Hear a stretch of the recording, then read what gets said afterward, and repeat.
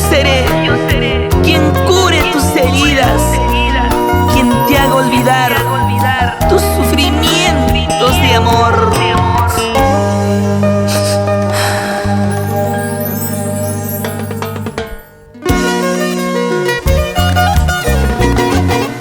Es el artista que conquistó tu corazón al pasar el tiempo, con su canto, con sus melodías.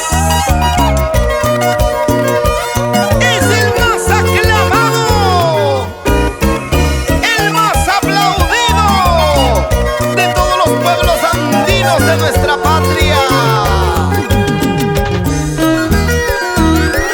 Elmer Murillo, tú ya lo conoces, el Huanchaquito del amor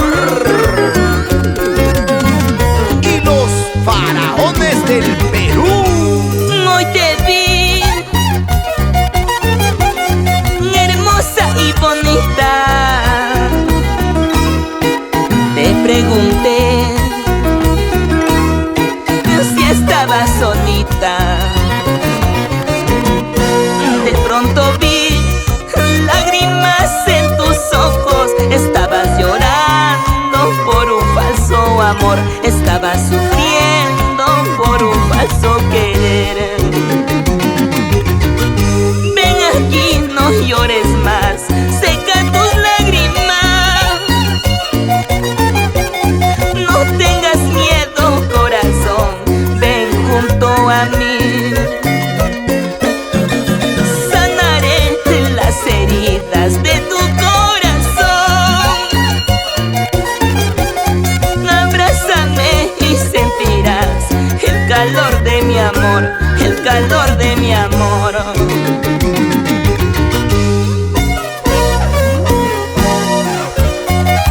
Sé que tienes lastimado el corazón, heridas profundas que son difíciles de curar, pero con el inmenso calor de mi amor, todo quedará en el pasado. Chiquita bonita, ya no llores, ya no llores.